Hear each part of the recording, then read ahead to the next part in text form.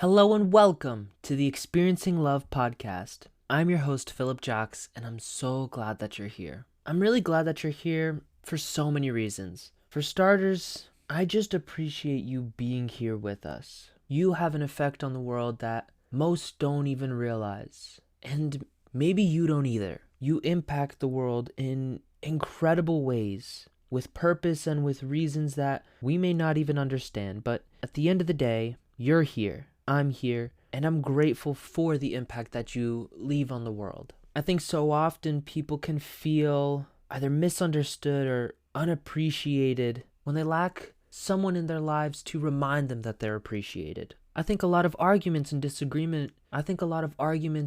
disagreements stem from this misconception or assumptions we make that we're not cared for, or we're not enough, or we're not loved. And sometimes it could feel the worst from those closest to us. It could be family, it could be close friends, it could be ourselves. If we don't give ourselves the recognition that we need, if we don't give ourselves the love and the attention, if we don't give our spouses, our siblings, our parents, our children, whoever it is, if we don't give them our appreciation for everything that they do, they may not get it anywhere else. And we all want that. There's at least a small part of all of us that wants to feel like what we're doing matters. Even the people that say that they don't for spiritual reasons or religious reasons, I believe it's because they prove it to themselves that they matter. Or they believe that they matter in the eyes of their God or their gods or in the eyes of the universe. Whatever it is, I believe we all have this innate need to feel seen,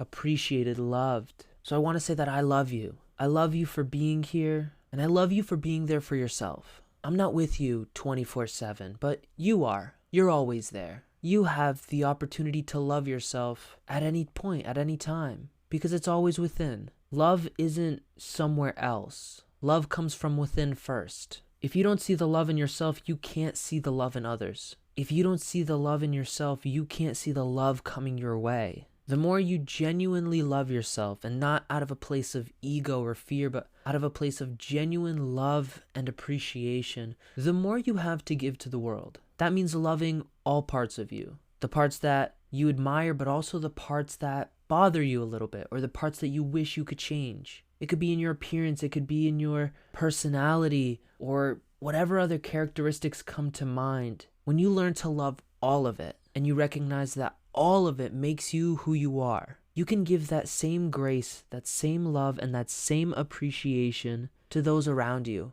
And when you do that, it becomes even easier to spread your love even further. To not just your close family or your close friends, but maybe your coworkers or distant friends, or better yet, strangers. Strangers out there in the world that maybe they don't feel love otherwise. Maybe you can be one of the first people in a long time to just send loving energy their way. Maybe they'll perceive it, maybe they won't. Maybe they'll feel it, maybe they won't. But at least you did your part by sending the love that you could. Sending love, sending forgiveness. We all make mistakes. We all feel bad sometimes. We all react out of our emotions. That's natural. But what do you do after that? What do you do after you react? Do you accept what you've done and take responsibility? Or do you try to sweep it under the rug and forget about it? Do you apologize for your mistakes or your reactions? Or do you just try not to think about it?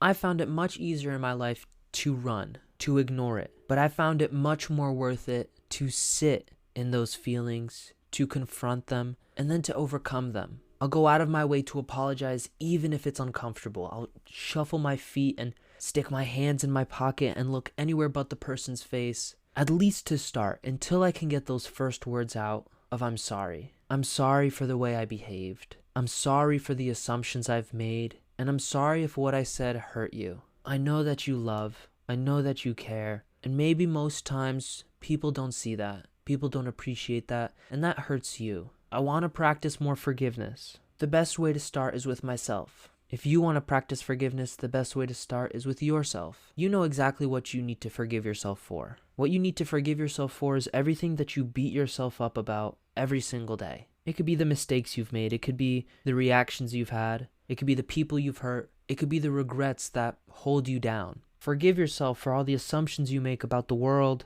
and about yourself. Forgive yourself for all the limiting beliefs you let hold you back from becoming the rock star that you're meant to become. Forgive yourself for every time you said no out of fear. Forgive yourself for every time you've picked fear instead of love. By simply forgiving yourself, you are practicing love. The more you practice forgiveness, the more you can forgive others. You can detach people from their actions. People's actions, including your own, are just patterns. And it's really important to remember that we are not our patterns. Our lives are the outcome of our patterns. What we have and what we don't have is as a result of our patterns. But we are not our patterns. We can change our patterns. Simply, not exactly easily, but like I mentioned before, always worth it. To anyone I've ever hurt, I'm sorry. I say this not with the expectation that you'll ever hear this, but with the hope that one day you could find it in your heart to forgive me. I'm sorry for any words that I've said that made you feel less than. I'm sorry for any time I've said something that manipulated the way that you feel or thought.